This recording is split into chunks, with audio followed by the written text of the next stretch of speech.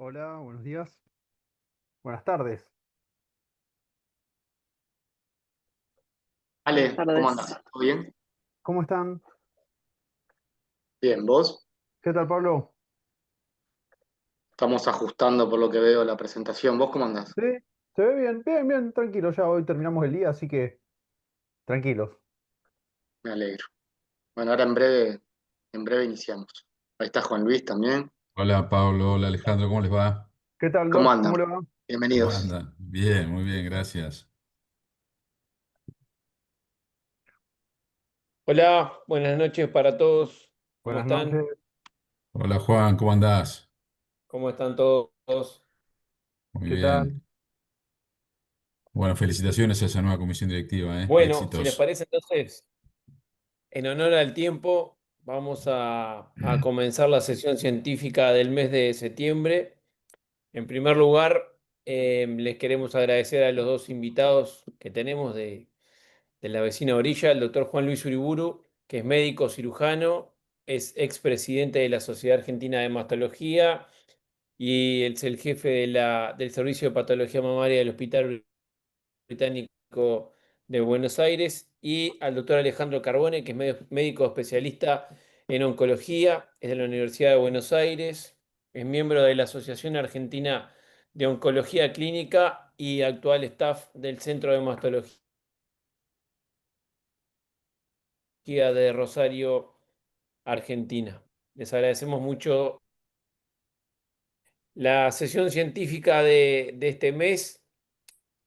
Es una costumbre que ya tiene la Sociedad Uruguaya de Mastología desde hace un par de años, y que se trata de que los médicos jóvenes o los residentes que se están formando presenten casos clínicos interesantes o destacados y que los podamos un poco analizar y compartir y aprovechar esta oportunidad. Así que a dos referentes argentinos les pedimos la participación y les agradecemos.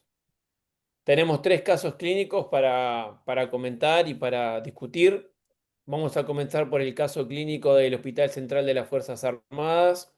La dinámica va a ser que un poco luego de la presentación del caso clínico le vamos a dar la palabra a los invitados para que hagan sus consideraciones o sus aportes. Y si alguien más de los que están participando del Zoom tiene alguna duda o quiere hacer algún aporte, también lo puede hacer en ese momento. Luego vamos a analizar el caso del Centro Médico de Salto y para finalizar un caso clínico del Centro Hospitalario Pereira Rosell. Así que le damos la palabra y le damos la pantalla a los colegas del Hospital Central de las Fuerzas Armadas.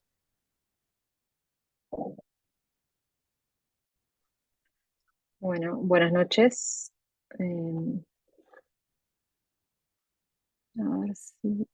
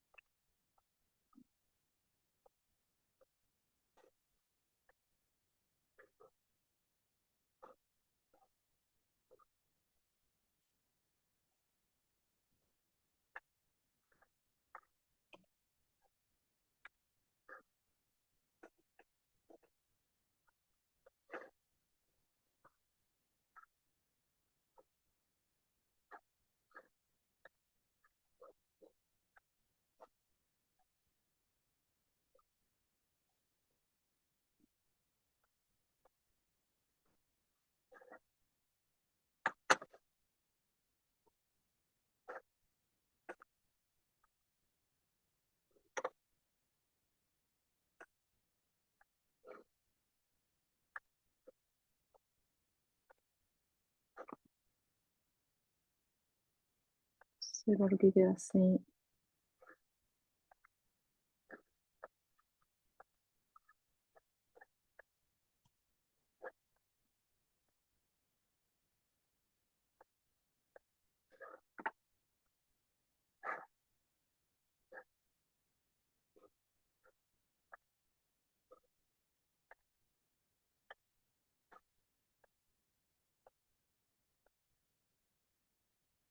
Mientras no borres el caso, podemos esperar tranquilos, así que no te preocupes, no te apures. No, borrarlo no, pero no sé por Pero qué recién no.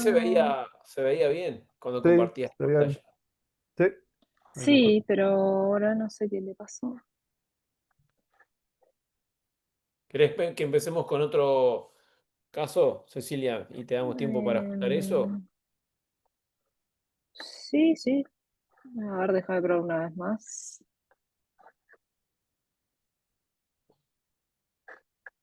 Déjame un segundito.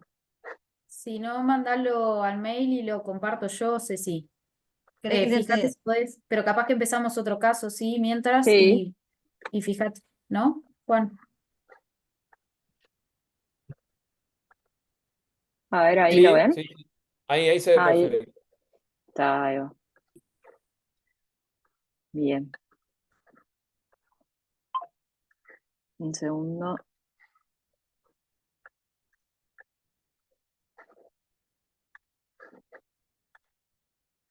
Y ahora se pausó de vuelta. No puedo pasarla. No sé por qué me pasa esto.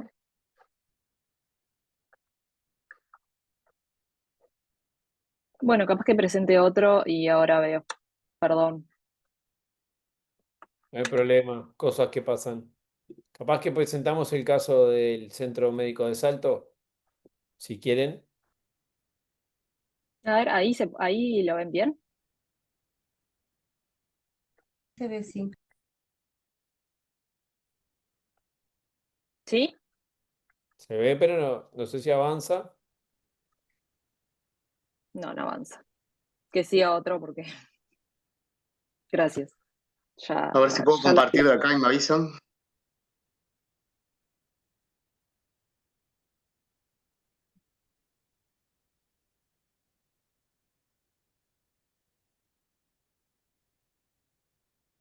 ¿Ven ahí?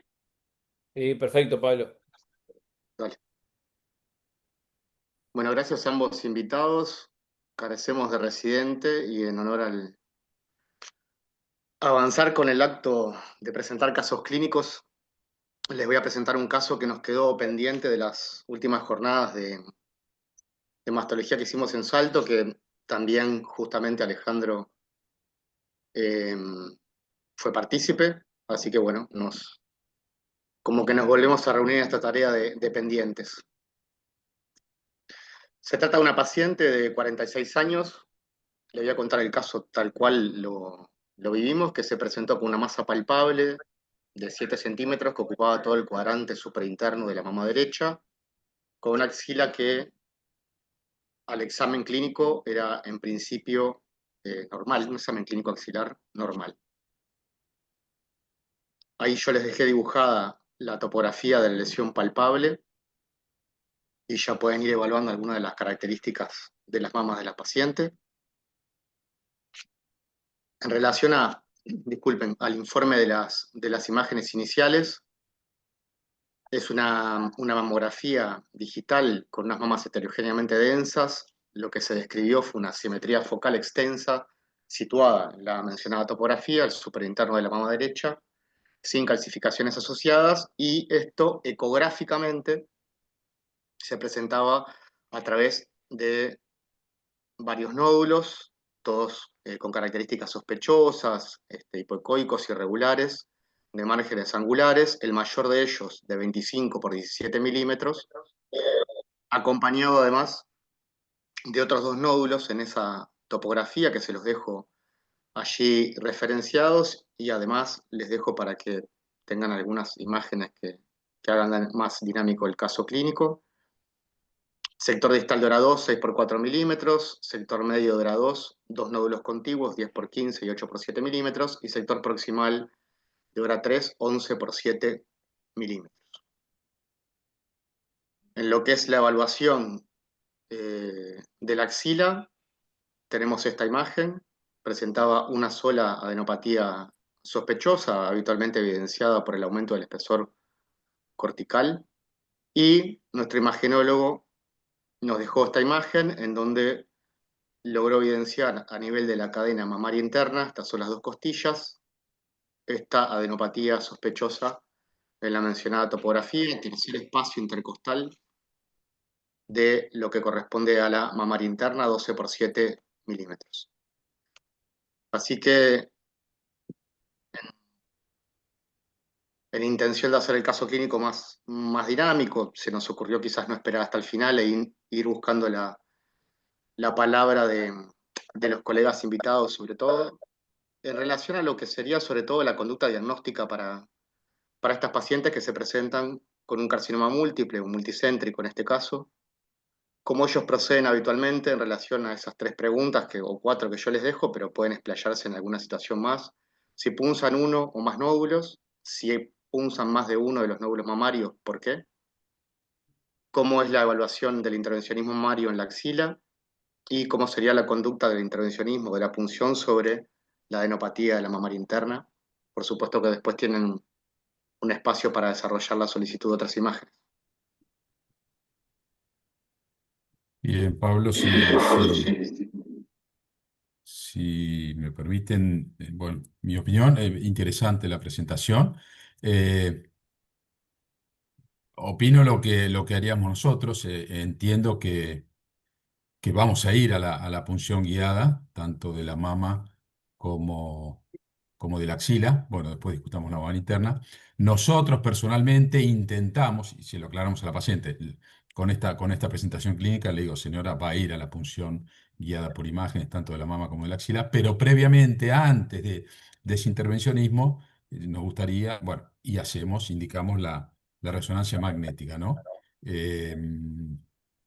Pensamos que va a ser una patología, probablemente, lo veremos después con la histología, vaya a un tratamiento primario, no adyuvante. Entonces, bueno, preferimos primero hacer la resonancia y luego las punciones guiadas.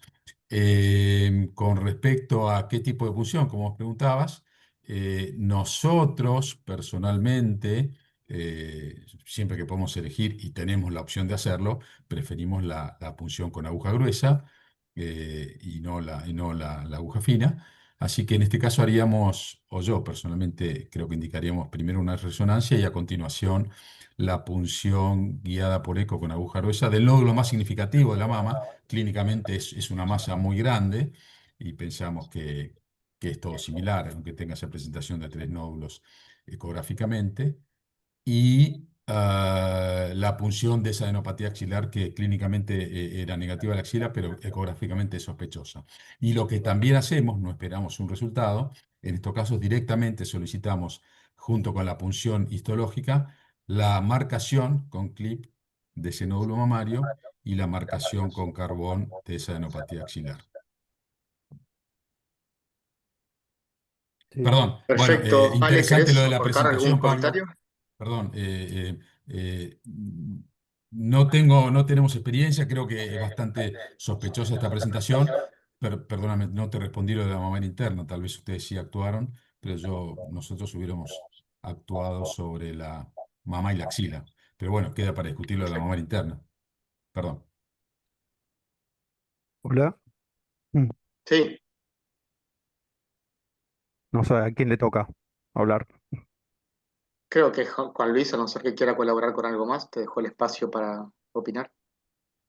Bueno, sí, conductas muy similares. En cuanto a la resonancia, sí, también de acuerdo. De hecho, la resonancia, digamos, por ahí no sé si cambie un aspecto más inherente a ustedes los cirujanos, no sé si cambie la técnica quirúrgica o la magnitud de la cirugía que se lleva a esta paciente, pero muchas veces da un patrón incluso de respuesta dinámica. La resonancia a veces enseguida nos alienta a, si vamos a hacer una neoadjuvancia, una rápida evaluación de si va a respuesta a la quimio.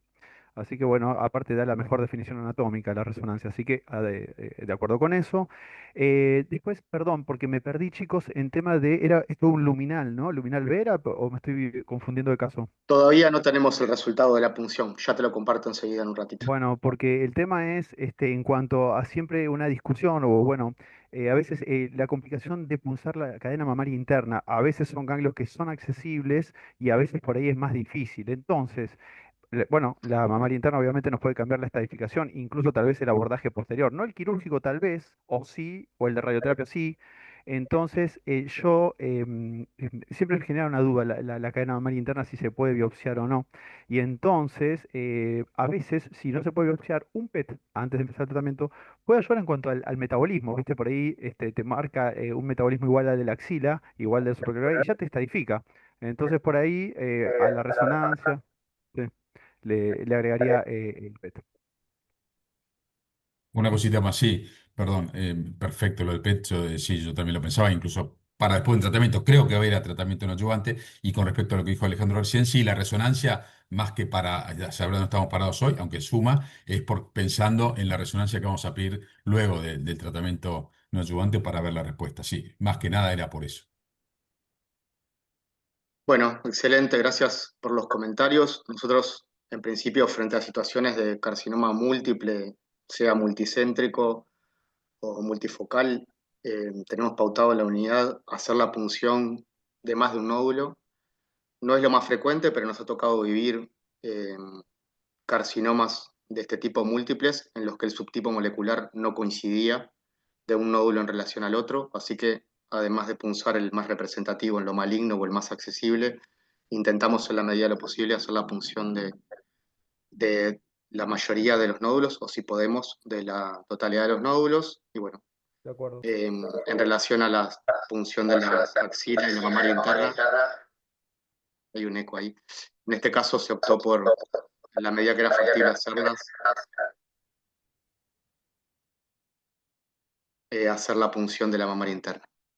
Entonces, bueno, como mencionaban los colegas, esta es simplemente una de las imágenes más representativas de la resonancia nuclear magnética que se le solicitó a esta paciente, y les dejo por ahí el informe donde se hablaba de múltiples realces nodulares irregulares heterogéneos, contiguos entre sí, en el radio mencionado, tanto por la mamografía como por la ecografía, con una extensión de más o menos 8 por 5 centímetros, con sectores de realce no nodular entre los nódulos más representativos, que quizás por tomar alguno de ellos serían algunos de estos, y este realce nodular que los nuclea en una única masa sospechosa. La adenopatía, de hecho, se ve acá.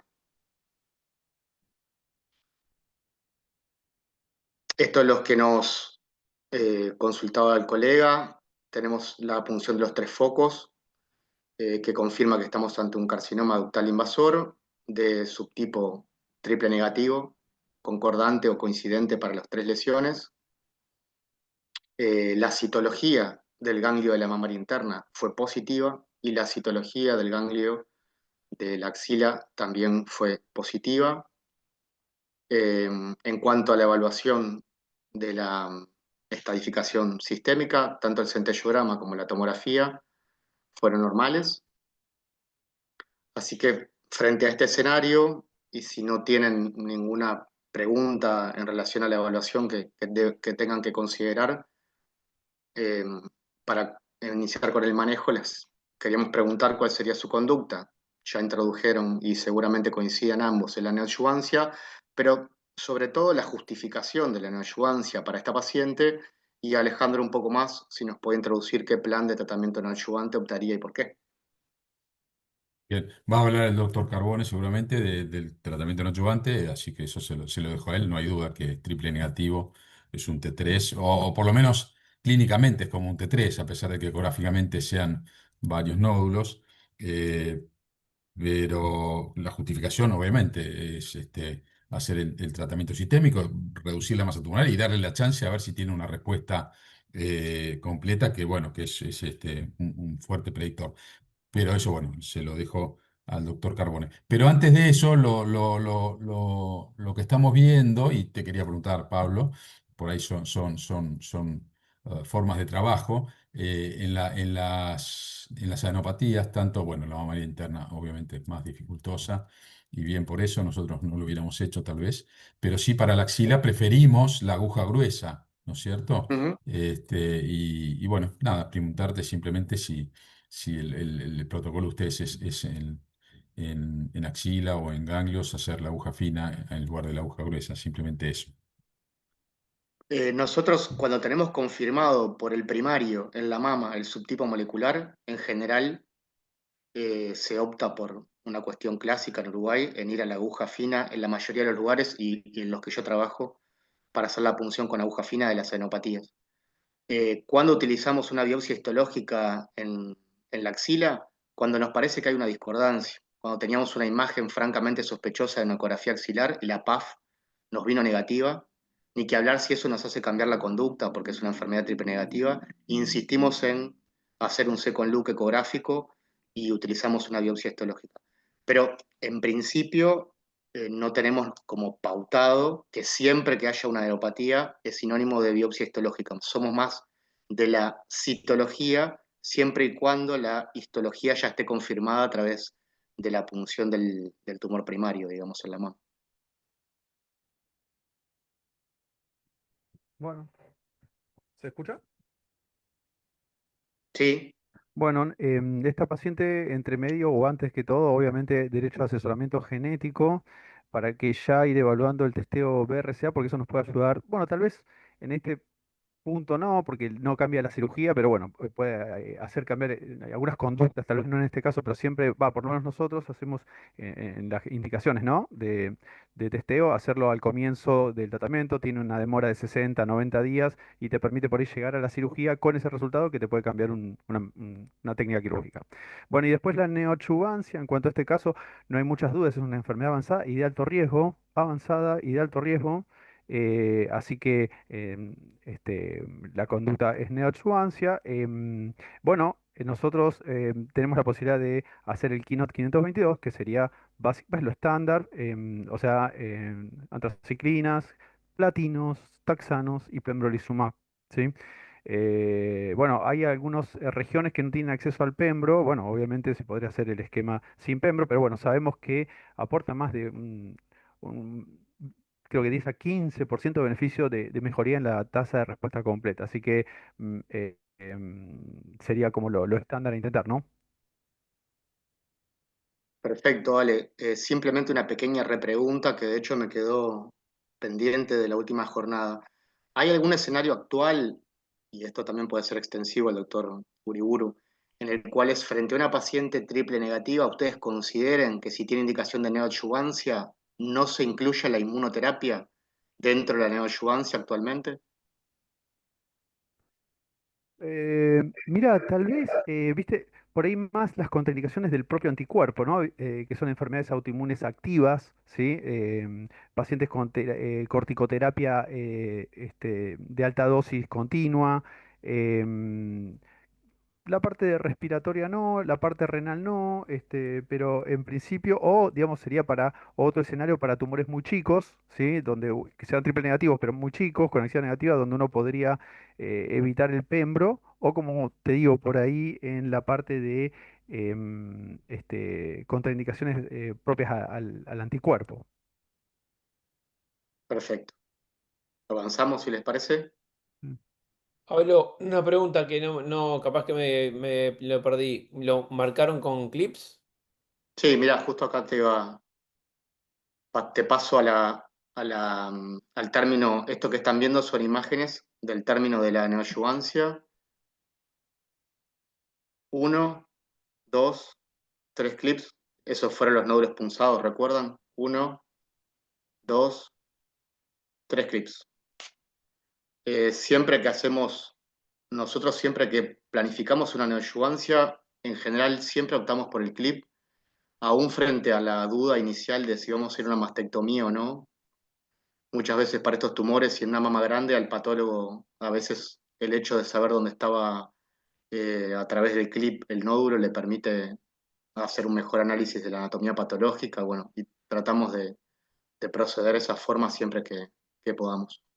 Sí, tal cual, se puede perder el hecho tumoral cuando hay respuestas completas y el clip ayuda Exacto. al patólogo a encontrarlo, así que correcto. Eh, entonces, bueno, esas son las imágenes de mamografía. Acá tienen la imagen de la resonancia nuclear magnética. En cuanto al informe, se habla de una reducción del tamaño de las mencionadas alteraciones, una reducción que es de tipo fragmentada. Actualmente el nódulo mayor mide aproximadamente 2 centímetros, presentando además algunos focos pequeños, que creo que los más visibles están acá. Esto es solamente una imagen estática, quizás no de la mejor calidad, por supuesto. Eh, Habitualmente somos de restadificar ecográficamente la axila que era positiva, porque si persiste positiva, esto por supuesto que constatado a través de una nueva punción, si por las imágenes sigue siendo sospechosa, nos permite ya, por lo menos nosotros tenemos protocolizado ir a vaciamiento axilar de inicio, si sigue siendo positiva la axila. En este caso, había elementos de remisión desde el punto de vista imagenológico, ecográfico, a nivel de lo que es la axila, tenía ganglios normales, y sí persistía desde el punto de vista imagenológico con una mamaria interna, un ganglio positivo. Como les mencionó Alejandro, la neoadyuvancia nos permite terminar de comprender mejor el escenario de la paciente, y en este caso se hizo un panel genético que fue normal y sin mutaciones, probablemente lo haya hecho Maite, o haya colaborado en la asistencia de estas pacientes, en ese sentido, el asesoramiento genético. Así que lo que tenemos es una paciente que desde el punto de vista imagenológico presentó una respuesta parcial menor y que quizás desde las imágenes, por lo menos, su axila sí haya respondido. Recordemos que inicialmente era un solo ganglio a nivel axilar. Si no tienen ninguna pregunta, quizás sigo. Entonces, culminada la etapa de tratamiento sistémico neoadyuvante, nosotros lo que tenemos que planificar es resecar toda esta zona. He hecho algún tratamiento de resección en enfermedad multicéntrica que está en cuadrantes diferentes, entendiendo por cuadrantes diferentes la resección de esos dos nódulos dejando parénquima mamario sano, pero generalmente cuando el tumor es multifocal nos enfocamos en resecar toda la zona que parecía o parece enferma, así que yo más o menos les dejé marcada lo que parece ser la zona a resecar y les dejé dibujada la situación de la paciente en la foto para que podamos conversar y considerar acerca de cuál eventualmente es la cirugía que planificamos, si cirugía conservadora o mastectomía, alguna planificación táctica al respecto, y cuál sería el manejo que recomendarían para la axila de esta paciente, que sabíamos que era a un ganglio positivo, pero que pareciera que ahora desde el punto de vista ecográfico, ese ganglio por lo menos es de aspecto ecográfico normal. Bueno, con respecto a la táctica quirúrgica, bueno, veo que marcás lo mismo que marcabas clínicamente de inicio antes del tratamiento, aunque sabemos que, bueno, justamente una de las bondades de este tratamiento es la reducción de la masa tumoral y sabemos que mm, si tenemos esa buena respuesta, aunque no sea total, no deberíamos resecar toda la zona que era originalmente tumoral. No obstante, hay una respuesta parcial y a pesar de que no es todo tumoral, están alejados por lo menos dos focos, como vos bien marcás ahí en esa resonancia. Son mamas grandes. eh, Conozco de tus habilidades en la cirugía ecoplástica y me imagino que por ahí podés plantear una cirugía ecoplástica conservando y no me parece mal. En cuanto al manejo de la axila, era una axila positiva, clínica, imaginológicamente, aparentemente, bueno, podría haber tenido respuesta. Lo que hacemos en estos casos, lo que haríamos en estos casos nosotros es la biopsia de ganglio centinela, pero también la biopsia guiada, el TAT, ¿no? Porque entiendo que, bueno, nosotros habríamos marcado, nosotros con carbón, no sé cómo hacen ustedes, pero luego de la punción biopsia del ganglio axilar, habríamos marcado con carbón. No, perdóname, no recuerdo si lo hicieron, pero es lo que haríamos nosotros en cuanto a manejo de la axila. Y hoy día, si esa axila que era positiva ante tratamiento se negativiza, no vamos a la linfadenectomía. Perfecto, Juan Luis. Yo te mostré, pude mostrar en las imágenes de mamografía los clips colocados en los tres nódulos. Ese mismo clip de titanio que hace una señal hidrofóbica alrededor es el que se colocó en la adenopatía. Entonces, habitualmente nuestra táctica en Uruguay es arponar el ganglio que fue marcado con el clip, mismo clip que se utiliza para marcar el o los nódulos en la mama. Entiendo que Bien, la diferencia con Argentina es la muy buena experiencia que tienen ustedes con carbón, que nosotros sí, acá en Uruguay no lo tenemos incorporado como un recurso. sí, nosotros Bueno, preferimos el carbón, pero hay quien lo marca con clip y bueno, es más difícil, ¿no? ahí está. Este, pero bueno, como te decía, obviamente, si es positiva no lo dije, pero si sigue siendo positiva, obviamente va a la linfadenectomía. Ahí está. Bueno, yo no mucho para agregar, menos en cuanto a la táctica quirúrgica. La axila sí, acá también se marca con carbón. Algunas veces están intentando, pero no sé si es el caso, semillas. Em, en cuanto a el estudio del ganglio, sí, ganglio centinela o TAC, digamos, Target Axilla Dissection, sí, y en base a eso, ver un ganglio positivo, eso es enfermedad residual y tiene que tener linfadenectomía, y si no, todo negativizado y esterilizado, eventual radioterapia. Perfecto. Bueno, gracias a ambos. Para nosotros esta paciente implicó un enorme desafío. Creemos que el mejor escenario, siempre que sea factible, de poder lograr una resección con márgenes libres, es la cirugía conservadora y así la intentamos planificar. Además, frente a otras posibilidades tácticas, eh, quizás igualmente valederas, como una mastectomía, esta no es una mastectomía sencilla. Son mamas grandes, péndulas con atosis grado 3, son mamas asimétricas. eh, entonces, nos llevaría una larga charla planificar o discutir el mejor escenario de reconstrucción para esta paciente, pero sin duda hay que considerar como una posibilidad una skin reducing, eh, que quizás para ciertos grupos pueda ser exitosa o exitosa en forma importante, pero que sabemos que de tener complicaciones ponen a la paciente en un escenario complejo en cuanto al inicio de la quimioterapia. La cirugía conservadora en general, aún teniendo complicaciones, son complicaciones mucho menos mórbidas. Así que el escenario que nos planteamos era realizar una cirugía oncoplástica, es una paciente con mamas grandes, péndulas, asimétricas. La mama que tiene la enfermedad es una mama más pequeña, de base menos ancha. Y acá la enorme dificultad que teníamos era el desplazamiento de los volúmenes, cómo ocupar la zona del escote, la zona social de la mama, con una situación bastante particular, que frente a la remoción de este sector, que es el de la glándula mamaria, que va a soportar vascularmente el punto de vista del pilar interno de la mastoplastia, corre riesgo de necrosis cutánea este pilar interno. Esto habitualmente, puntos de sufrimiento habituales de la T invertida, siempre tenemos en esta zona, pero si removemos por necesidad oncológica todo este triángulo que está acá, todo este sector que está acá, este sector de piel, fino ya de por sí por la mastectomía sectorial, corre riesgo de necrosis. Entonces, intentamos planificar una técnica que está descrita por el doctor Regis Paulinelli, que es una compensación geométrica disfrazada.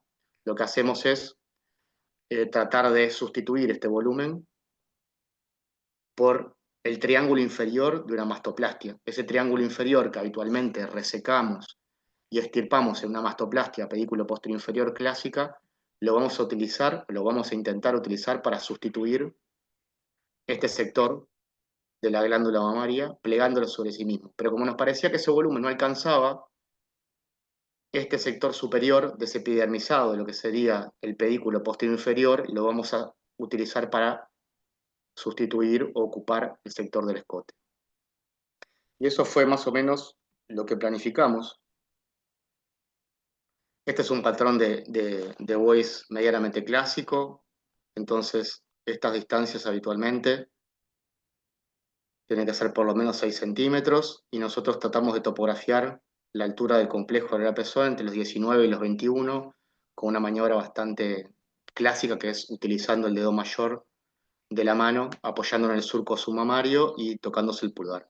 Eso habitualmente nos tiene que dar una distancia de 19 a 21 centímetros. Hay otros reperes para considerar y la pata vertical la podemos hacer de 6 centímetros para no exigirla demasiado, quizás 5 sea una medida más estándar. Y otra cosa que les quería mostrar en relación a la planificación, un arpón, 2 arpones y 3 arpones que el colega nos colocó para poder triangular y resecar con claridad o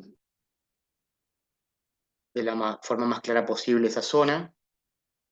Entonces, otro detalle que esto es lo que le mencionaba Juan Luis, fíjense que acá está el TAD, ¿no? O sea, este es el arpón que está colocado en la adenopatía que era sospechosa y la paciente además recibió radioisótopo, o sea que hicimos doble técnica, TAD y radioisótopo. A mí se me pasó una cosa, chicos. Yo soy clínico, recuerden, no me tienen nada en la cabeza. Pero en cuanto a la decisión de la cirugía de rescate, ¿qué planificaron en cuanto a la cadena mamaria interna? ¿La van a abordar? ¿No la van a abordar? ¿Cómo la hacen ustedes? ¿Agregan al equipo de tórax? ¿Cómo es la parte de la mamaria interna? Siempre me genera dudas eso, ¿viste? Me parece como muy complejo llegar ahí. No sé cómo hacen en esa partecita. Excelente pregunta, Ale. Creo que espero yo, que nos genere las más dudas a todas, a todos, y el intercambio acerca del manejo me parece muy útil. Nosotros consideramos que esa mamaria interna era positiva porque tenemos la punción que ya lo evidenciaba. No hacemos ni cirugía o centinelas de la mamaria interna, no lo tenemos protocolizado dentro del equipo. Creo que hay alguna unidad en Uruguay que puede trabajar sobre esa situación y después asumimos y le dejamos el tratamiento de la mamaria interna, se lo dejamos al radioterapeuta. Esa es la conducta que tenemos nosotros pautada. No sé si Claro, de repente claro. Juan Luis hace alguna medida de resección sobre ese No, ganglio, o se hacen no, no, centinela de la mamaria interna, tal cual, Pablo, eso de fue acuerdo. discusión hace algunos años, ¿eh? Sí, nos estamos adelantando al final, pero bueno, muy buena pregunta de Alejandro y bien tu respuesta. Opinamos lo mismo. Yo recuerdo con el doctor McLean, pero hace 30 años o más, haber explorado alguna mamaria interna, que vino el doctor, bueno, un doctor de Madrid que era fanático de explorarla. Pero no, es historia, nunca más la abordamos. Sí, tal cual, como te decía, nos estamos adelantando. Yo se lo hubiera dejado al campo de la radioterapia. Pero, así como Alejandro lo dijo en la introducción, estaría bueno también hacer un PET ahora y ver si realmente metabólicamente está activo eso.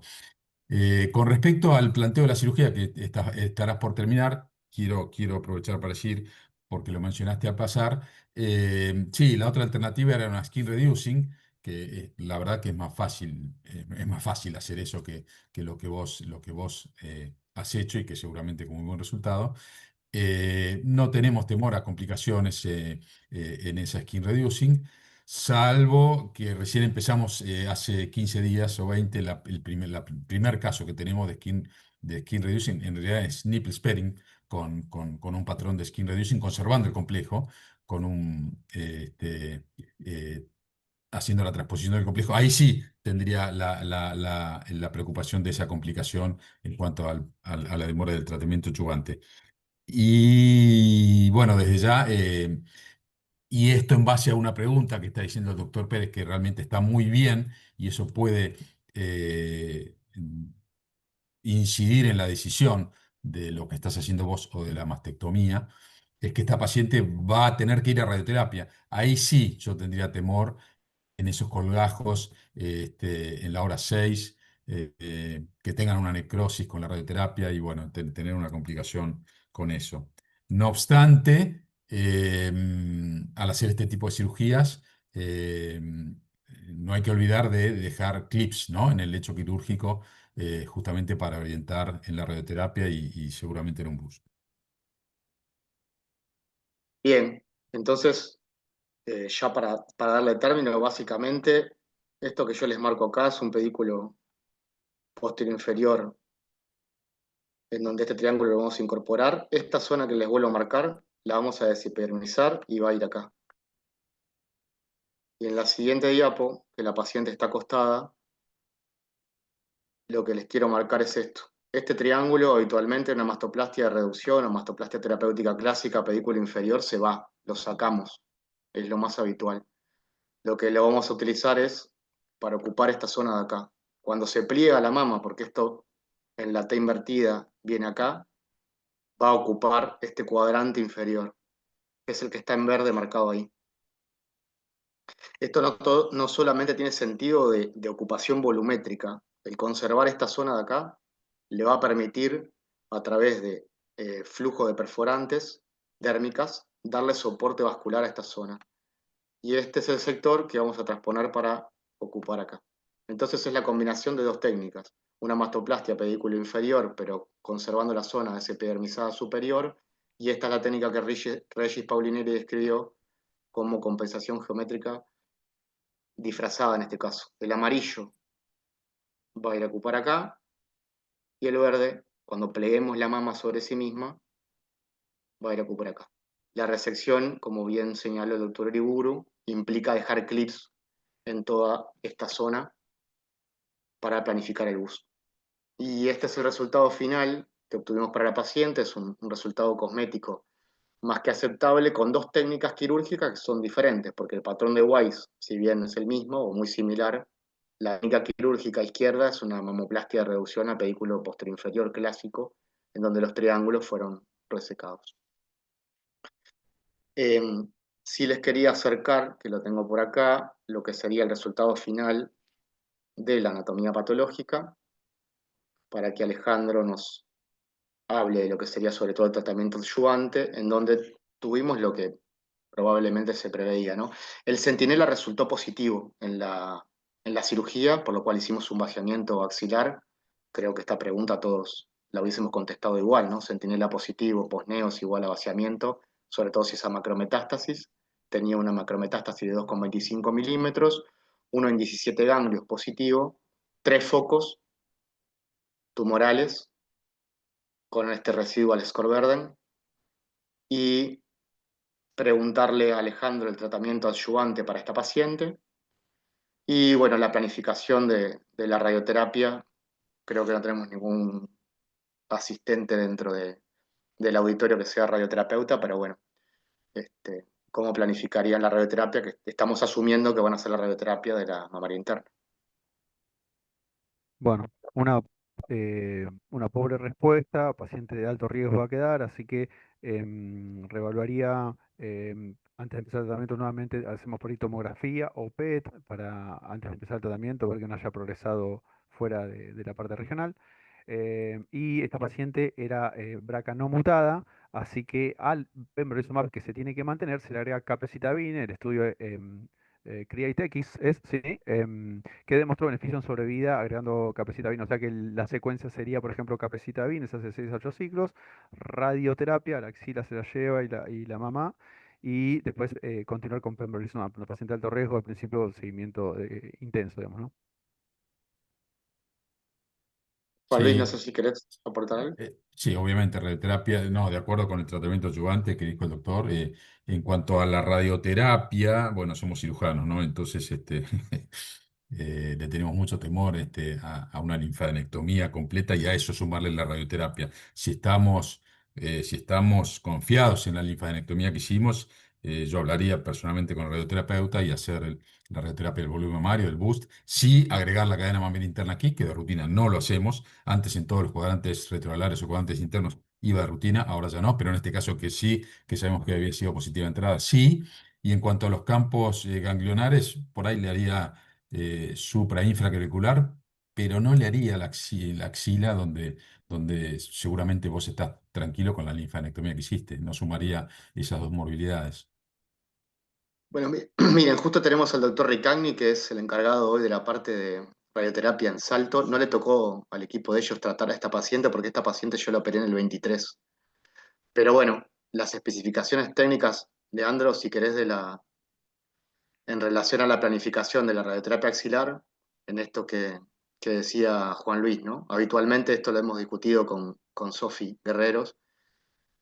Generalmente coincidimos que si el vaciamiento ganglionar fue completo, quizás irradiar solamente axilo supraclavicular y no hacer la radioterapia de la axila, para no sumar comorbilidades que la expongan al linfedema. Creo que es eso lo que decía Juan Luis. Y por supuesto que, bueno, preguntarte tu opinión acerca del manejo de radioterapia de la mamaria interna. Buenas, bueno, primero que nada, pedir disculpas que entré hace 3 minutos al Zoom. Te matamos. Antes que nada, eso, ¿no? Bueno, son niños, tengo niños chicos todavía, pido disculpas, tuve que andar en esas vueltas. Pero sí, no, 100% de acuerdo, empecemos con lo que estamos de acuerdo, creo que estamos en todo por lo que escuché. La radioterapia axilar, si hay un vaciamiento, no se hace. O sea, no se hace. Inclusive si hay, que siempre se ponen como con mucho miedo, si hay ruptura capsular y todo eso, las recaídas son en los siguientes niveles. No es en el nivel. Si nosotros sacamos 4, un conglomerado axilar, y vaciaron 17 ganglios, la recaída no va a ser en una supuesta celularidad que quedó ahí, porque ustedes tampoco sacan un ganglio así perfecto. Ustedes sacan el conglomerado, con la grasa, con todo. Entonces, ahí no recaen las mujeres. Hay que hacer, sí, el nivel 3 y supraclavicular. Sobre todo hay que seguir la arteria y la vena axilar. Es muy, muy fácil después que uno estudia y se sistematiza en contornear. A mí me gusta como la guía Estro, que la guía Estro, la europea, hace continuamente el seguimiento a través del pedículo axilar y nos metemos entre la clavícula y la primera costilla y nos vamos ahí al supraclavicular. Entonces hay que irradiar solamente nivel 3 y nivel 4. Con respecto a la mamaria interna, es una pelea también que se ha dado mucho, pero está ultra demostrado por los estudios de Philip Portman. De hecho, lo tuvimos a Philip Portman el año pasado acá en Montevideo. Y hay que hacer de mayor de 3 ganglios, o sea, 4 ganglios en tumores externos o con uno positivo y tumores internos, sí o sí va la cadena ganglionar interna y eso tiene impacto en sobrevida. Tiene impacto en sobrevida lo importante que nos dice Philip Portman. Esta, por lo que veo, era una paciente compleja, pero el impacto en sobrevida en la radioterapia se ve en los tumores tranquilos, porque los tumores tranquilos son los que van, tranquilo entre comillas, ¿verdad? O sea, los luminales A, B, inclusive un NER2, esos van a recaer posiblemente local previamente y luego sistémico. En los triples negativos, que son más importantes, donde el pembrolizumab ahora está tomando mucha importancia y eso, que son realmente enfermedades sistémicas. Cuando uno ya toma un ganglio positivo, ya es una enfermedad sistémica y ahí la inclusión de la radioterapia pierde un poquito de efectividad o pierde capacidad de demostrar sobrevida cuando hacemos como un análisis de todos los subgrupos, de todas las grandes series, pero que nunca son más de 200 pacientes, nunca son más de 300 pacientes en los randomizados fase 3. Por lo tanto, en los triples negativos es un poquito más compleja demostrar el beneficio en sobrevida, pero en sobrevida en el luminal A y luminal B está demostrado. Entonces, ganglio positivo, cuadrante interno se hace. Lo que me perdí, que vi que estaban hablando como que era positiva la mamaria interna por PET o algo así. Era una Esa parte me mamaria lo, positiva por punción. Eco y punción por, positiva. por punción la mamaria. Lo que sí nunca vi, podría estudiarlo, así un caso particular, si tiene beneficio bustear, hacer más radiación que la convencional que hacemos aproximadamente 50 Gray que se hizo toda la vida, hoy se está haciendo 4005, habría, podría buscar si cuando sabemos que es positiva la mamaria interna, si vale la pena, por ejemplo, escalar hasta 60 Gray, como hacemos en próstata, por ejemplo. Cuando hacemos ganglio electivo hacemos hasta 50 Gray, cuando sabemos que el ganglio es positivo, en próstata escalamos o incluso se puede hacer radiocirugía de esos ganglios. En todo caso, seguro que le hacemos una dosis convencional. Podría, ya que estoy hasta ahora, podría seguir estudiando y ver si vale la pena bustear cuando ya sabemos que sí es positivo. Pedirle a un estudio demostrar sobrevida libre de metástasis por bustear 10 Gray más, 10 Gray menos, casi imposible. Pedirle la radioterapia cuando estas pacientes hacen sistémica y se mueren por metástasis hepática, metástasis pulmonares.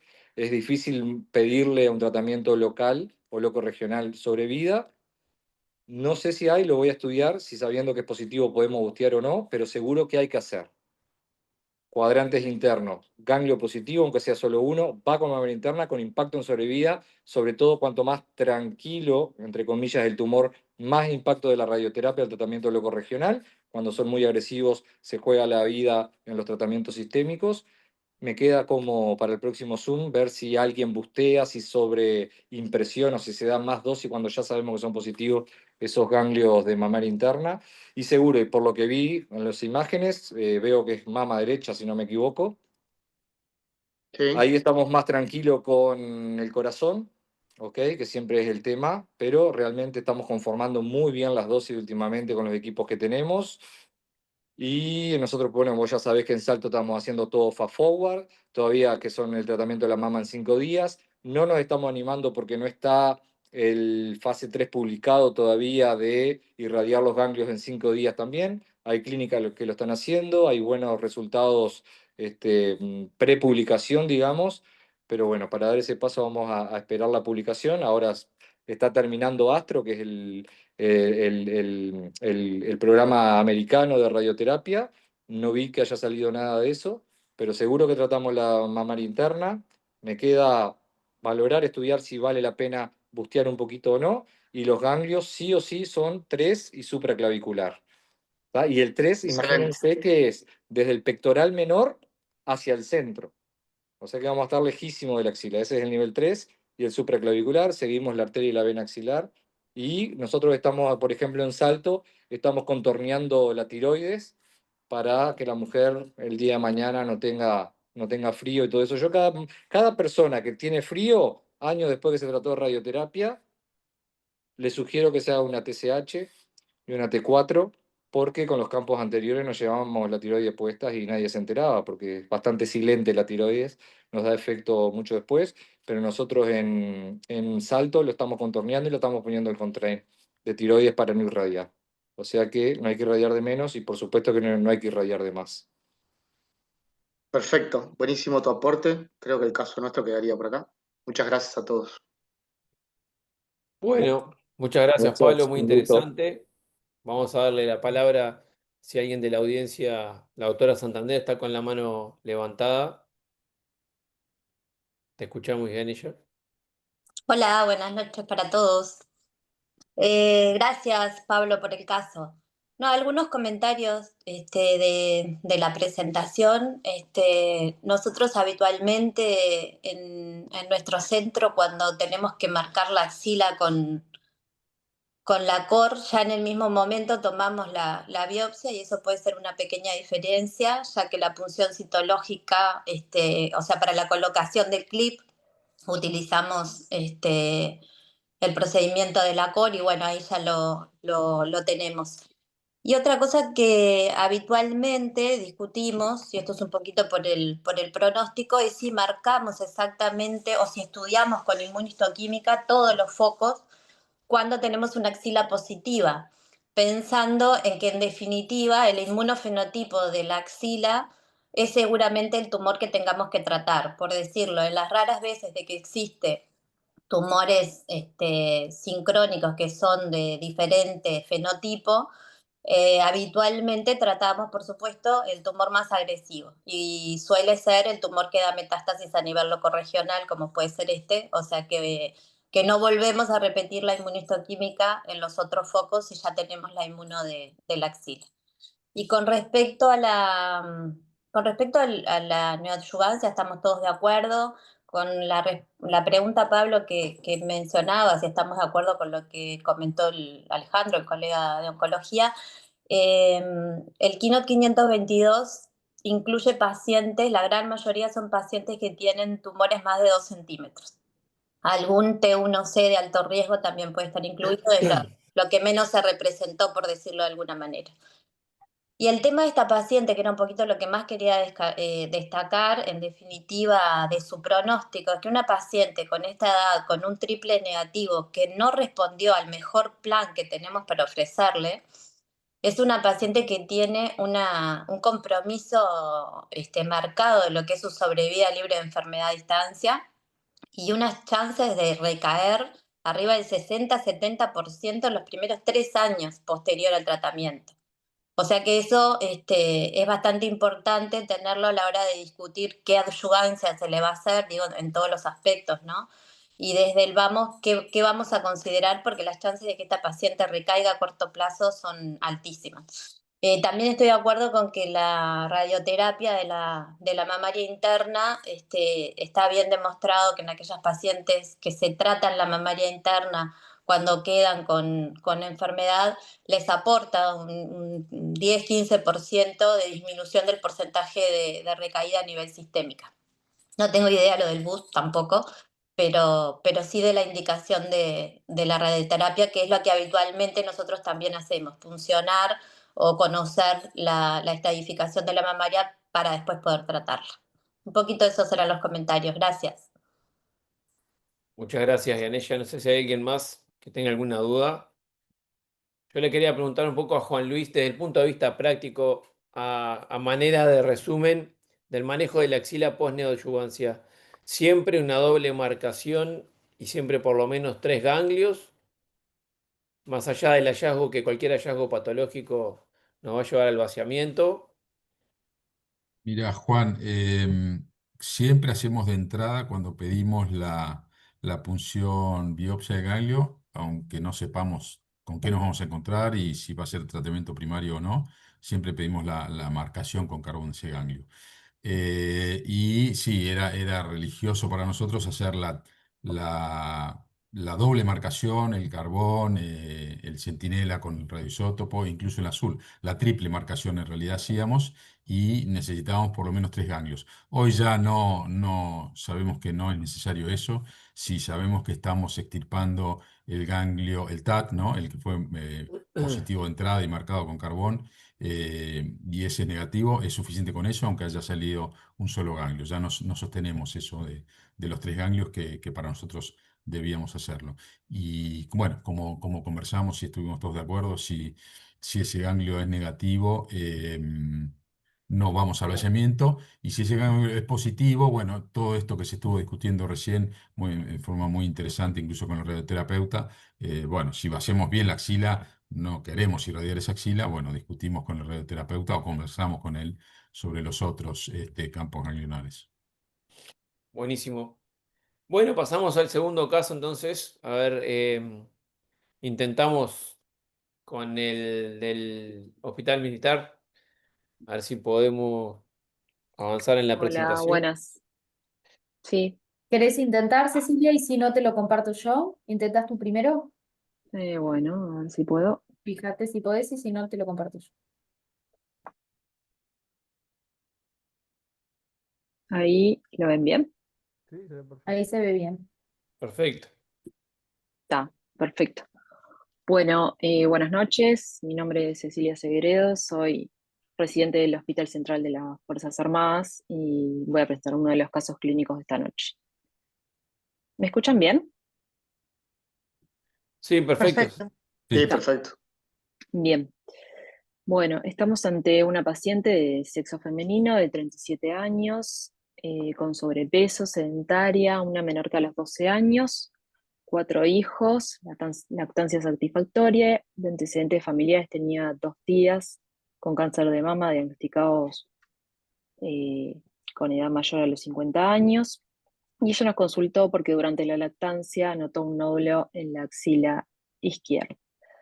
Del examen físico, ella presentaba una tosis grado 2, una gran adenopatía axilar izquierda de 40 milímetros, pétrea fija y no se palpaban nódulos en la mama izquierda.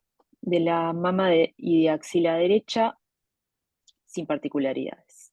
Solicitamos estudios de imagen, mamografía y ecografía que vemos a la derecha, que informaban en el parénquima mamario, un parénquima mamario extremadamente denso, de distribución simétrica, calcificaciones de caracteres benignos. El examen ecográfico demostró un nódulo irregular de márgenes espiculados, estructura sólida, vascularizada de 13 por 10 milímetros, situado en el sector proximal del radio de la hora 9 de la mama izquierda, y una adenopatía axilar situada en el nivel 1 de 36 milímetros con sustitución iliar. En suma, una lesión sospechosa en la mama izquierda, una adenopatía axilar, un BIRAT 5, por lo que solicitamos colobiopsia de ambas lesiones y colocación de clip. De la anatomía nos vino un carcinoma ductal infiltrante con un grado nuclear 2, índice mitótico de 2 y un grado histológico de 3 con un score de 7, un grado histológico final 2 con un tilde de 20%, no se observa invasión perineural ni embolias vasculolinfáticas, compromiso axilar por neoplasia de la inmunohistoquímica. Teníamos unos receptores de estrógeno positivos, 80% marcación intensa, y de los receptores de progesterona positivos también, 40% marcación moderada, un ER2 negativo y un KI de 40%, por lo que se clasificó como un luminal B. Solicitamos estudios para extensión lesional, entre ellos una tomografía de tórax, abdomen y pelvis, no evidenciando elementos de diseminación a distancia. Se destaca una masa de densidad heterogénea de 43 por 47 milímetros, compatible con una adenopatía axilar izquierda con un clip intralesional que vemos en la imagen de la derecha, y ganglios adyacentes de hasta 9 milímetros. Del centellograma óseo nos vino sin lesiones, por lo tanto la paciente tiene una estratificación negativa. En suma, estamos ante una paciente de 37 grados con un carcinoma infiltrante de grado histológico final de 2, con compromiso axilar, con una clasificado como un luminal B. En ese momento se decidió realizar neoadyuvancia del tratamiento oncológico. Se inició un tratamiento sistémico neoadyuvante con adriamicina y ciclofosfamida por 4 dosis densas y paclitaxel semanal.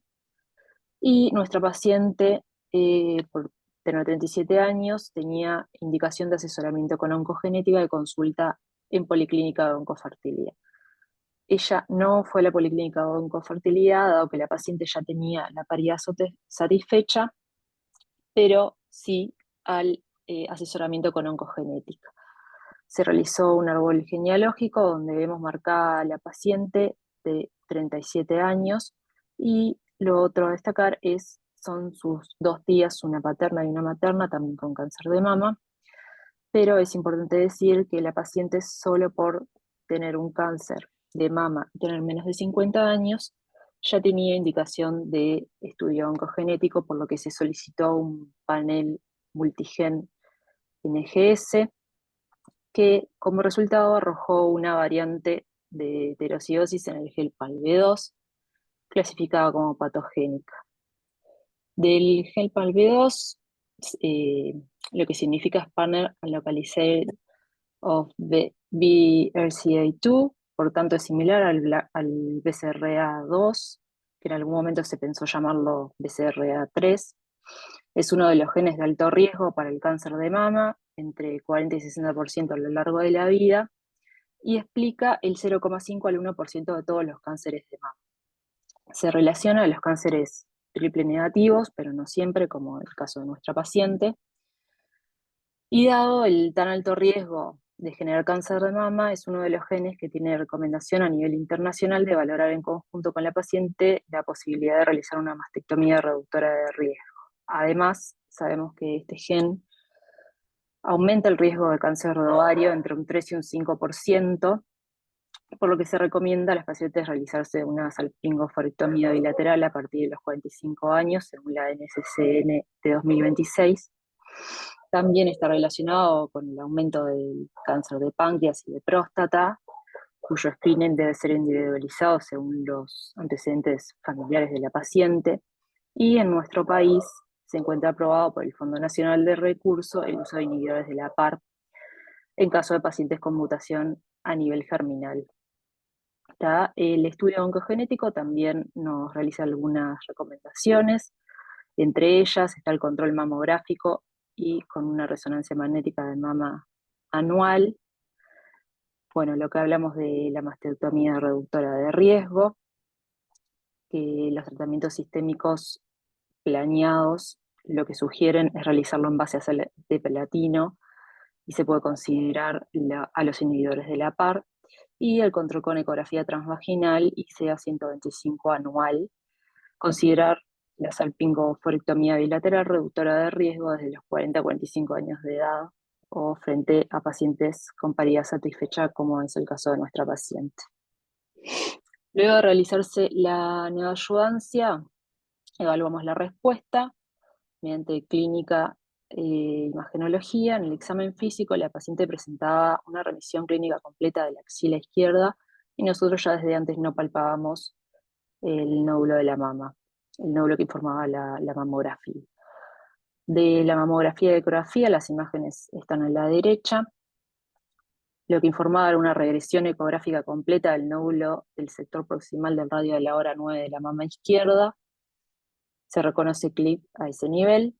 y una disminución del tamaño de la adenopatía axilar homolateral, que actualmente medía 11 por 7 milímetros, con un hilio graso central y cortical fina homogénea, y se identificó el clip que se dejó a dicho nivel. También se vio en este estudio una adenopatía de similar aspecto, de 13 por 9 milímetros adyacentes, y la mama y axila contralaterales estaban sin alteraciones, se clasificó como un PIRAT 6. Discutiéndolo con nuestros imagenólogos y oncólogos, finalmente, si bien fue una remisión clínica, en general fue una respuesta parcial. Acá les traemos algunas preguntas para la discusión, como por ejemplo, ¿qué conducta quirúrgica plantearía en cuanto a la axila y a la mama contralateral? No sé si alguien quiere tomar la palabra. Bueno, doctora, muy bien la presentación del caso. Estamos ante una paciente joven, 37 años, con un luminal B, con esta mutación en el PALB2, que nosotros sí, nuestro genetista también eh, nos hace llamar la BRCA3 también, como tú dijiste. Viene el abordaje, la punción de las dos lesiones. Es un luminal B, no es un triple negativo, no es un ER2, donde esperamos por ahí una mejor respuesta, pero tampoco es un luminal A. Así que yo creo que personalmente el principal objetivo de un tratamiento neoadyuvante en este caso es tratar de ver si podemos reducir la cirugía en la axila, ¿no? Porque la mama era un tumor pequeño, así que la mama, el tratamiento va a ser el mismo. eh, pero en la axila podemos reducir la agresividad. Entonces aquí ya te estoy comentando qué haríamos en la axila. Haríamos bueno, lo mismo que dijimos en el caso anterior, la biopsia del ganglio centinela, pero también la biopsia guiada por la marcación, el TAT, ¿no? Por la marcación previa. Con respecto a la mama contralateral, yo antes que nada haría una resonancia para ver si nos marca algo en la mama contralateral, algo que merezca un tratamiento especial, no solo en la mama, sino en la axila.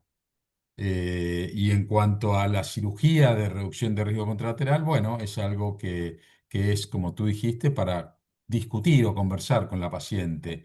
En caso de mutaciones, nuestro escenario de reducción de riesgo en la paciente sana es de una manera y reducción de riesgo en una mama contralateral que ya tuvo un tumor de un lado, bueno, es diferente, sobre todo si puede tener un pronóstico marcado por una axila comprometida. En esos casos, tenemos la conversación con la paciente, lo conversamos, pero no le indicamos, me refiero a la mastectomía y reducción de riesgo contralateral, salvo que la paciente lo solicite. Bueno, creo que hasta ahí, por ahora, respondiendo estas preguntas. Bueno, en parte, no sé si me toca hablar. En cuanto a la parte mía, bueno, es una paciente joven, premenopáusica, así que con axila comprometida, así que neoadjuvancia, el esquema que hicieron es el estándar, así que está bien, hicieron dosis densa, ¿sí? Em, por ahí se puede plantear si se le agrega durante el tratamiento el bloqueo con análogos LHRH. Y otra cosita que dijiste, que no es un estándar, es me quedé pensando, es la adición del platino en un tumor luminal, que no es un estándar, así como si fuera un triple negativo. Sin embargo, teniendo una alteración en las vías de recombinación, ¿sí? Homóloga del ADN, el platino a veces tiene una acción todavía mayor. Pero bueno, no es un estándar en el caso de la neoadjuvancia para los tumores luminales. Así que bueno, yo avanzaría con eso, la neoadjuvancia, y no sé si me queda alguna otra cosa. No, por el momento no. Podemos seguir por mí. Bien, continúo entonces. A ver.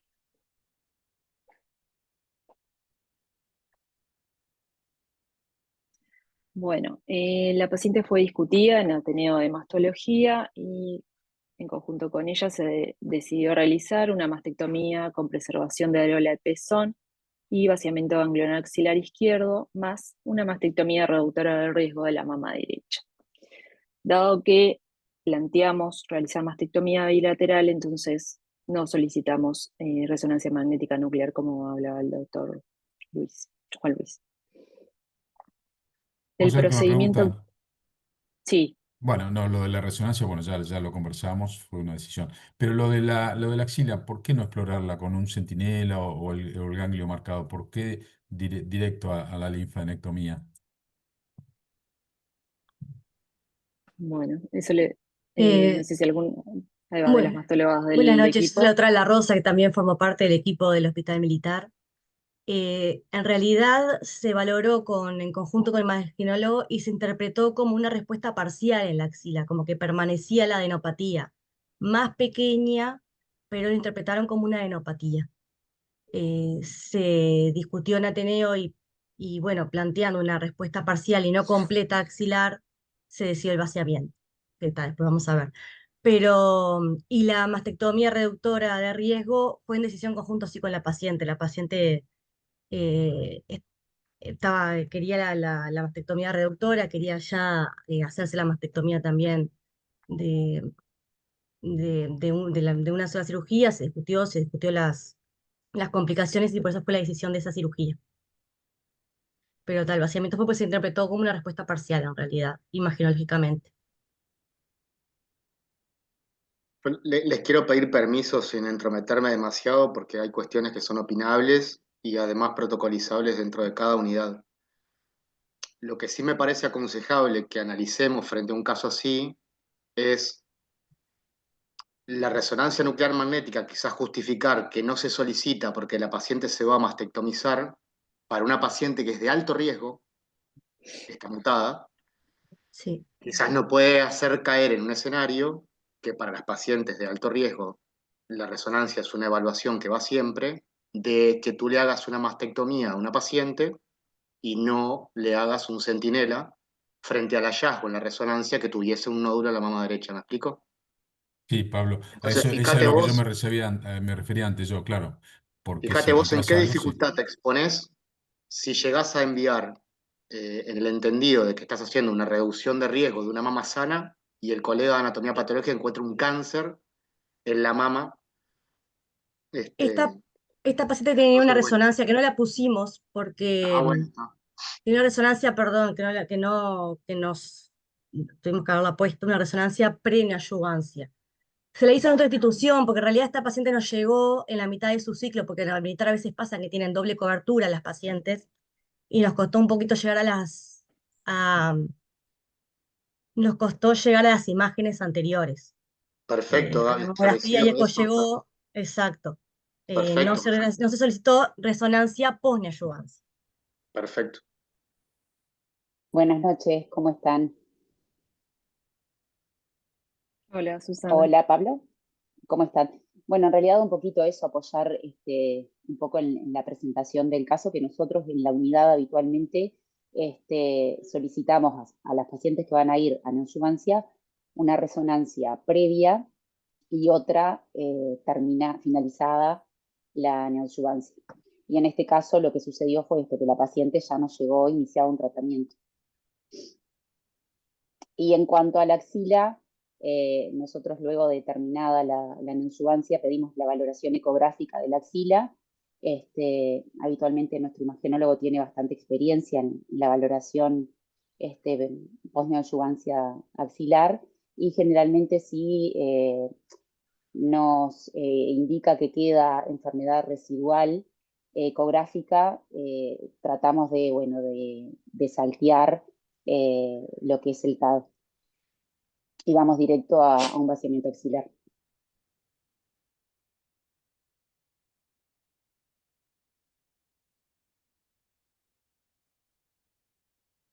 Bueno, Bueno, era eso continuamos. más lo que...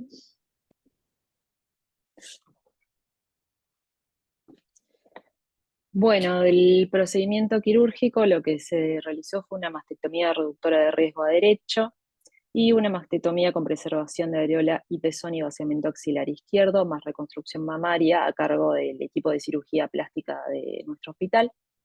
El abordaje de la mama derecha fue por el surco submamario y de la mama izquierda radiada a grado 2 extendida axil. Se colocaron implantes prepectorales texturizados de 375 cc bilaterales y fue una cirugía sin complicaciones. Acá vemos las imágenes del posoperatorio inmediato. La paciente tuvo una buena evolución y se fue de alta hospitalaria a los 4 días. Vemos a la derecha la imagen, en la mama izquierda quedaron 2 drenajes, uno en la axila y otro en la mama, y la mama derecha uno. Es importante destacar que en realidad no tenemos fotos del preoperatorio porque la paciente vino de otra institución, como ya explicamos. Pero ella quería conservar sus mamas, la misma forma de sus mamas, por lo tanto, que era esta bastante parecida a la que vemos en la foto. Del posoperatorio alejado, la paciente tuvo un linfedema grado 1, de la anatomía patológica, un RCB 0, respuesta patológica completa, y del vaciamiento ganglionar axilar, 0 ganglios positivos de 37 cosechados. Y bueno, actualmente la paciente está en tratamiento con tamoxifeno y en 2025 se realizó una salpingoforectomía reductora de riesgo y está en seguimiento con resonancia ICA 125 anuales. Y bueno, traemos otra pregunta a discusión, que es ¿cuál sería al día de hoy la ayudancia indicada para la paciente? Bueno, antes de que hable, me adelanto el doctor Carbone, que va a hablar él sobre la adjuvancia, tal vez. Pero te quería decir 2 o 3 cositas, doctora. Uno, bueno, finalmente hicieron una linfadenectomía completa, muy amplia, muchos ganglios, y fue negativa. No, bueno, no sé si se plantearon, ya lo discutimos, no lo vamos a volver a discutir. Pero bueno, se podría haber dado la chance, ¿no? De la biopsia del ganglio marcado y ver si se puede evitar la linfadectomía. Eso por un lado. Por otro lado, nos mostraste las 2 incisiones diferentes, ¿no? Del lado de la reductora de riesgo y del lado de la terapéutica. Entiendo que posiblemente para tener un mejor acceso a la axila, ¿no? Nosotros pasamos por distintas fases de las incisiones o los abordajes de las mastectomías con conservación de complejo. Después, bueno, a ver si el doctor Pablo quiere dar su opinión. Y empezamos con incisiones periorelares, extendidas luego en forma radiada hacia el cuadrante supraexterno, finalmente submamarias y lo que hacemos hoy que son sublateromamarias. Con esa incisión, bueno, si te esforzas un poquito, podés llegar a la axila, y si no, puedes hacer una incisión separada para hacer la, la biopsia con centinela o incluso la linfadenectomía. Pero quiero decir, estos tipos de incisiones, con las que menos complicaciones tuvimos fueron con las submamarias o sublateromamarias, alejados de la hora 6. Tuvimos un poquito más de complicaciones con las radiadas y más aún con las periorelares, que ya no hacemos más. Entonces, bueno, eso, porque hicieron esas incisiones diferentes, pero entiendo que por ahí fue por comodidad para abordar la axila. Y por último, bueno, nada, es algo en lo que se puede trabajar. Alta a los 4 días. Bueno, hay que ver cómo es la forma de trabajo. Nosotros hoy esa cirugía la hacemos con un día de internación y al día siguiente se van de alta. Algunos detalles técnicos y de este tipo antes de hablar del tratamiento adyuvante. Gracias. Sí, lo de las incisiones, como tú decías, fue por, para el manejo de la axila nos quedaba más cómodo, por eso una incisión distinta de cada lado, que también tenía una simetría mamaria y que por el surco submamario de la mama del tumor nos parecía un poquito más difícil, pero más que nada fue por el abordaje axilar. Y por eso lo traíamos también lo del vaciamiento, nos dio una lástima tremenda, como decís tú, tipo, la imagenología, tal, sabemos que la ecografía es el mejor método para valorar la axila, nos planteábamos una respuesta parcial y después la anatomía patológica no fue una respuesta completa, esa fue lo que nos planteamos y después de operada con la anatomía, bueno, quizás eh, lo de centinela o no. Pero bueno, cuando la imagen nos dice una cosa, fuimos confiando en la imagen. Y lo del alta, la paciente tenía un hijo, 4 hijos, uno chico, la paciente solicitó un poquito más de internación. Nosotros le damos el alta por lo general las 24 horas, tenía drenaje bilateral también, que bueno, que eso es incómodo con el medio que ella tenía, fue por eso el alta a los 4 días. Si no, se le puede dar tranquilamente el alta a las 24 horas, le hemos dado.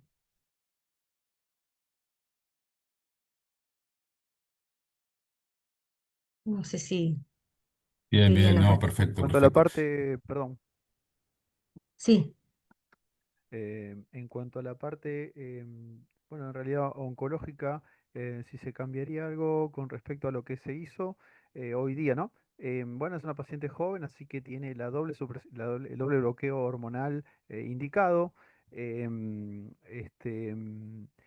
Estaba pensando, le dieron tamoxifeno. Hoy por ahí uno podría plantear el examestane en vez del tamoxifeno. Es una discusión porque el examestane a veces también vemos que da un poco más de molestias osteoarticulares en los pacientes y demás. Si bien en los pacientes de alto riesgo el examestane tiene un beneficio sobre el tamoxifeno en la solución ovárica doble, ¿sí? Tiene un beneficio, es menor y a veces uno puede empezar con el tamoxifeno y después rotar al examestane y demás. Así que yo lo que plantearía es sí, doble bloqueo hormonal, pero ella hizo la oforectomía después, ¿sí? Así que con eso no era problema, pero sí le plantearía en algún punto del tratamiento de esta paciente el inhibidor de aromatasa. Y lo otro, hoy día, obviamente, con esa axila comprometida de inicio, uno pensaría en continuar también con un inhibidor de ciclina, abemaciclib o ribociclib. En este caso me parece que categoriza para los dos trials la paciente. Así que seguiría con eso, es lo que se cambiaría en base a lo que, o con respecto a lo que se indicó, agregado a lo que se indicó.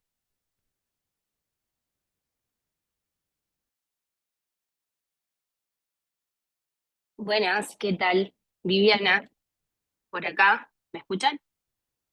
Residente de oncología R1, trabajo con la doctora Santander. También sumándome un poco al comentario de Alejandro, un poco la discusión nuestra fue un poco el tema del conteo de los ganglios, ¿no? Y bueno, el beneficio que podría darse en ella en la adjuvancia el agregado de abemaciclib, ¿no? Con beneficio en sobrevida, libre de progresión y recaída, ¿no? En este caso, si bien, bueno, no quedó tan claro el tema del conteo ganglionar, por el KI mayor a 20%, creemos que se beneficiaría también. Y bueno, otra de las cosas que estuvimos discutiendo fue el tema también de la radioterapia extendida en esta paciente que es premenopáusica, también con un beneficio en sobrevida. Y después un poco estuvimos discutiendo em, el tema de lo que son las mutaciones, ¿no? BRCA, que en este caso, si bien las pacientes son de difícil inclusión, con esto también la dificultad del conteo ganglionar, bueno, pensando en la adyuvancia, que no sería el caso de esta paciente, porque ella también tuvo una respuesta completa, también considerarlo a la hora de plantear los tratamientos.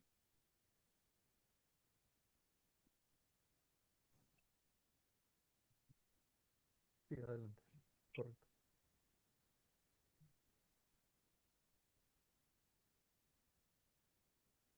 Bueno, para finalizar entonces, pasamos al caso del Hospital Pereira Rosell. Estamos un poquito pasados de tiempo, así que le vamos a pedir, mientras nos acomodamos, tratar de ser lo más expeditivos posible.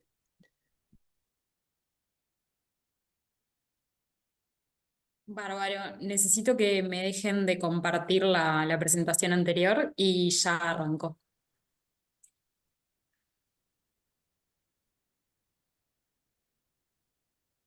Ahí está. ¿Me avisan si la están viendo? Sí, se ve Se ve perfecto. perfecto. Sí, bueno, bárbaro. ¿Cómo están? Mi nombre es Florencia De Polsi, soy residente de ginecología de tercer año del Pereira Rosell y junto con la doctora Mariana Araujo vamos a estar comentando el último caso del día de hoy. Se trata de una paciente de 84 años que tiene como antecedentes personales a destacar un glaucoma y una hipertensión arterial crónica, una cardiopatía isquémica y un infarto agudo de miocardio 10 años previos al diagnóstico de su cáncer de mama. Tuvo 3 gestas y 3 cesáreas. Su menopausia fue a los 54 años, no recibió terapia de reemplazo hormonal y es una paciente que tenía regulares controles en salud sin controles ginecológicos hasta el momento del diagnóstico, no presentaba antecedentes familiares a destacar. Como antecedente de la enfermedad actual, en el 2021, la paciente consulta por una tumoración en la mama derecha de 2 centímetros de diámetro, de meses de evolución, sin cambios en la piel, sin lesiones, sin secreciones por el pezón, y presentaba una mama izquierda sin lesiones. En el examen físico se destacaba una tumoración de 2,5 centímetros. En el sector retroareolar derecho, una mama izquierda sin nódulos, y las axilas y los huecos supraclaviculares no se palpaban tumoraciones clínicas. Para valorar a la paciente se solicita de forma inicial una mamografía y una ecografía complementaria. La misma informaba una distorsión arquitectural visible en una única incidencia de la mama derecha, y la ecografía mostraba un área palpable en la hora 9 de la mama derecha, con un área sólida mal delimitada, predominantemente hiperecogénica, con algunos sectores hipoecoicos. La mama izquierda presentaba un nódulo de aspecto benigno, y la ecografía axilar complementaria mostraba un ganglio de 11 milímetros con aspecto de sustitución. En este contexto se solicita de forma inicial una PAF que informa a nivel del nódulo de la mama derecha numerosos grupos de células epiteliales malignas con una escasa disociación celular. En la axila derecha también células epiteliales malignas que se disponían en grupos tridimensionales poco cohesivos, y la PAF del nódulo izquierdo no presentaba malignidad. Se solicita de esta forma una biopsia core que informa un carcinoma ductal invasor con los receptores de estrógenos y progesteronas positivos y un RNEU indeterminado. El CISH fue no amplificado, y la estadificación de la paciente en ese momento fue negativa. Con esta valoración se discute en febrero del 2022 el caso clínico en el Comité de Tumores del hospital, y se decide iniciar el tratamiento quirúrgico con una mastectomía sectorial con ganglio centinela. La extemporánea del centinela viene positiva y se decide la realización de la linfanedectomía. De la anatomía patológica definitiva se confirma el carcinoma ductal infiltrante tipo NOS, pero agrega de la inmunistoquímica que presentaba receptores de estrógeno positivos, progesterona positivos, y el RNEU ahí vino positivo también. La paciente tiene una complicación posoperatoria. En el posoperatorio inmediato instala una sepsis a pseudomonas aeruginosa que requirió limpiezas quirúrgicas en bloque y un ingreso a CTI durante 10 días. Posteriormente al alta de CTI se realiza en conjunto con cirujano plástico un tratamiento conservador con curaciones para el cierre de la herida quirúrgica. En las imágenes vemos en la de arriba lo que es la herida inicial luego de la limpieza quirúrgica, y posteriormente cómo quedó luego de la cicatrización. Esta foto es reciente. Con este contexto de la paciente y luego de su evolución favorable en la salida de CTI, se discute nuevamente en el Comité de Tumores y se decide continuar el tratamiento sistémico con hormonoterapia a base de anastrozole, tomando en cuenta en realidad el terreno de la paciente, su performance status, sus antecedentes cardiovasculares pesados. Se decide continuar únicamente con este tipo de tratamiento. La paciente en la evolución tiene una regular adherencia a los controles posteriores. Se realiza una única ecografía mamografía en febrero del 2024 con un BRAF2, y en marzo de este año retoma los controles, presenta una mamografía que informa un BRAF0 y se solicita una ecografía mamaria complementaria. En junio del 2025 esta ecografía informa un nódulo sólido de coestructura heterogénea con márgenes indistintos, con características de sospecha. Se realiza una PAF que es positiva para malignidad, y se discute con la paciente y la familia el diagnóstico, y se decide en conjunto la realización de una cirugía radical en la mama restante. La paciente se realiza la mastectomía total izquierda con ganglio centinela según el protocolo de Amaros, y actualmente se encuentra pendiente la anatomía patológica definitiva, pero en el postoperatorio inmediato la paciente vuelve a instalar una infección de la herida quirúrgica, se inicia tratamiento antibiótico y limpieza de la herida quirúrgica. Estas son las fotos actuales de hace unos días de la paciente.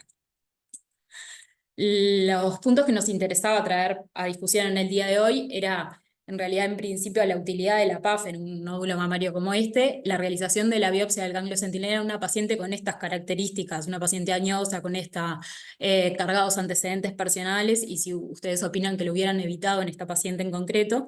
Y además, luego de superada la etapa quirúrgica, si se mantiene el perfil tumoral, ¿qué otras opciones de tratamiento le indicarían, o si están de acuerdo con lo que se discutió? Muy bien, doctora, muy bien la presentación, y qué mala suerte, ¿no? Los dos las dos evoluciones, las dos complicaciones. Justamente sí, no sabía que venían por acá las preguntas, pero era lo que iba a plantear yo. Son los casos en que, bueno, que presentamos a diario en nuestro comité de tumores, en nuestra reunión de la unidad de mastología, en nuestra reunión semanal. Casos en pacientes añosas como esta, eh, que ya de por sí tratamos de ir descalando tratamientos y bueno, y especialmente por ahí en las pacientes añosas. Esta señora tiene 84 años al momento de su primer diagnóstico. Hay quienes prefieren descalar la cirugía, hay quienes prefieren descalar la radioterapia, hay quienes prefieren descalar la hormonoterapia. Bueno, en este caso, y sobre todo con esa comorbilidad, ¿no? De la hipertensión arterial, de la cardiopatía isquémica, el infarto, ese antecedente. eh, bueno, lo discutimos, ¿no? Y no sé si realmente hubiera cambiado el tratamiento posterior, que finalmente fue la hormonoterapia con anastrozol. Yo creo que por ahí hubiéramos planteado, estamos mirando para atrás, ¿no? Hipotetizando, pero lo discutimos. Tratamos de escalar o desescalar, eh, sobre todo en ciertos perfiles inmunohistoquímicos, luminales, A o B, como en este caso, son, bueno, más favorables. Así que en este caso yo me hubiera planteado hacer la cuadrantectomía, no el centinela y menos la linfanectomía, pero obviamente todo lo estamos discutiendo, y la hormonoterapia. 3 años después ya tiene no 84 sino 87 u 88. Y en este caso, bueno, lo mismo. Sin embargo, se hizo una cirugía un poquito más agresiva. Yo también me hubiera planteado nuevamente hacer la timurectomía sin la exploración de la axila. No sé si nos cambiaba el tratamiento posterior. Y evidentemente necesitamos un switch de esa hormonoterapia, que bueno, lo conversamos con nuestro oncólogo aquí presente, Alejandro. No sé si Hola, responde hola. los cuestionamientos. Bueno, yo, caso que sí, obviamente claramente complejo. En cuanto a la primera parte, lo que por ahí, esto es el caso a caso, ¿no? Se hubiera discutido, hubiera pensado yo si teníamos un beneficio de hacer neoadjuvancia con hormonoterapia.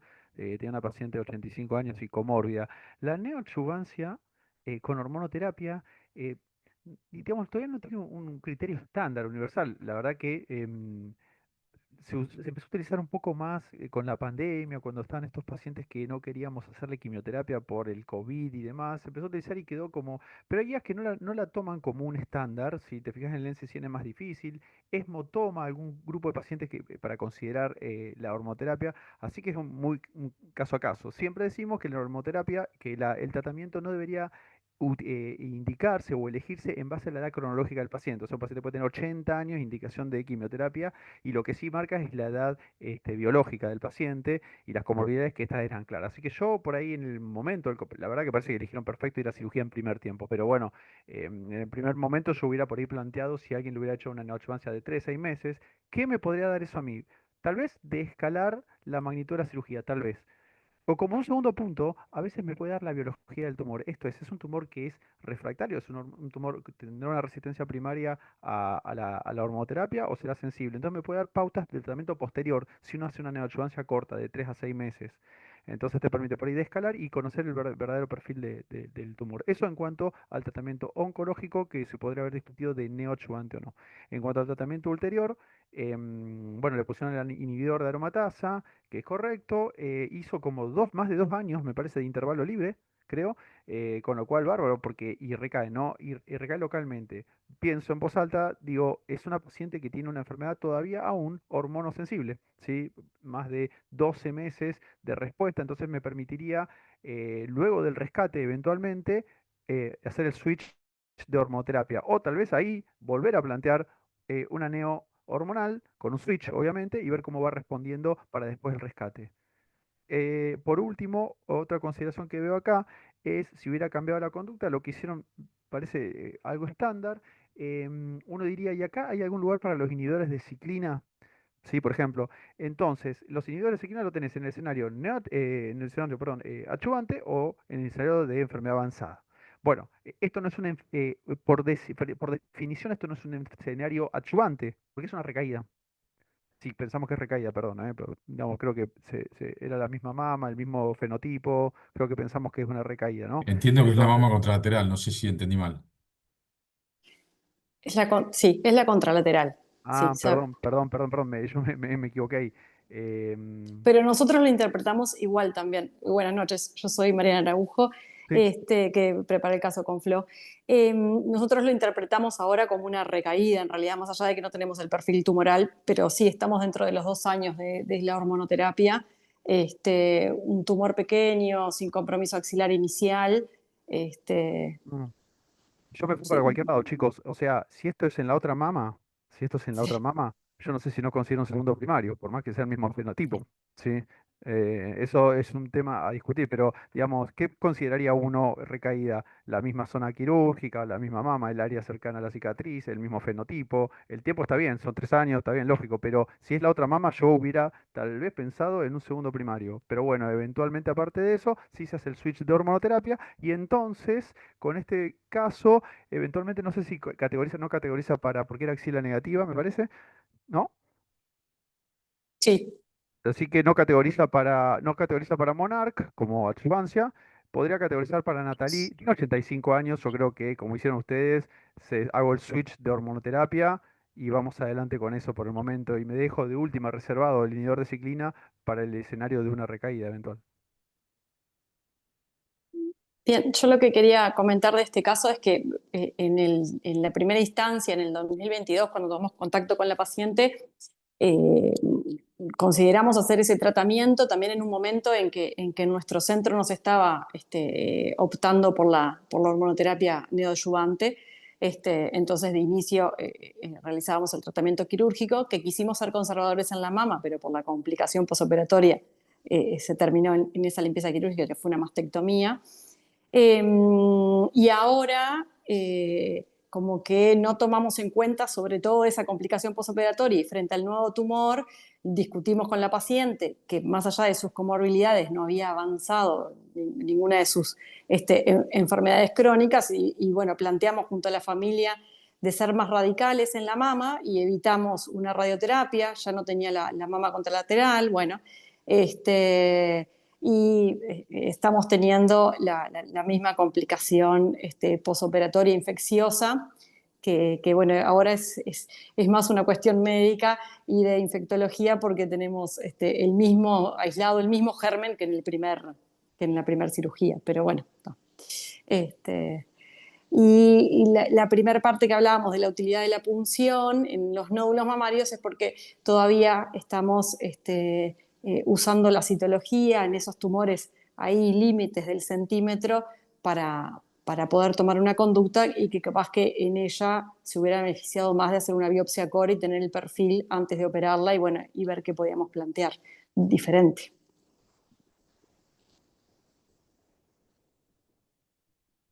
Bueno, les agradecemos entonces la presentación del caso. No sé si alguien tiene una pregunta. Yo quería hacer una consideración final con respecto a la cirugía en la paciente añosa. Me acuerdo que hace unos años en el Congreso de la Sociedad Americana de Cirujanos de Mama se planteó el debate acerca del abordaje o no de la axila en la paciente mayor de 70 años, con el objetivo de que las expectativas de vida cada vez son mayores, que no es lo mismo una paciente de 70 años hoy que hace por ahí 20 o 25 años, y se llegó un poco a las conclusiones que mencionaban recién Juan Luis y Alejandro.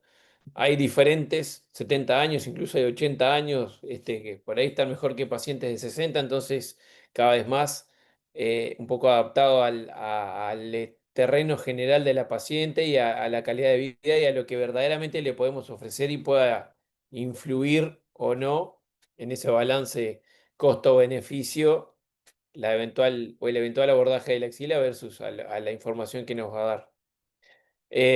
Para finalizar, le pedimos un poco de disculpas que se nos fue un poco largo. Les agradecemos, como siempre, la generosidad de participar y del aporte de los conocimientos. Así que muchas gracias a todos. Que tengan buenas noches y nos estamos viendo. Muchas Gracias a gracias ustedes por por la la invitación. invitación, ¿eh? Un placer estar con ustedes. Siempre es un placer, Juan. Un Gracias. gusto, siempre aprendemos, así que un gusto y agradecido de la invitación.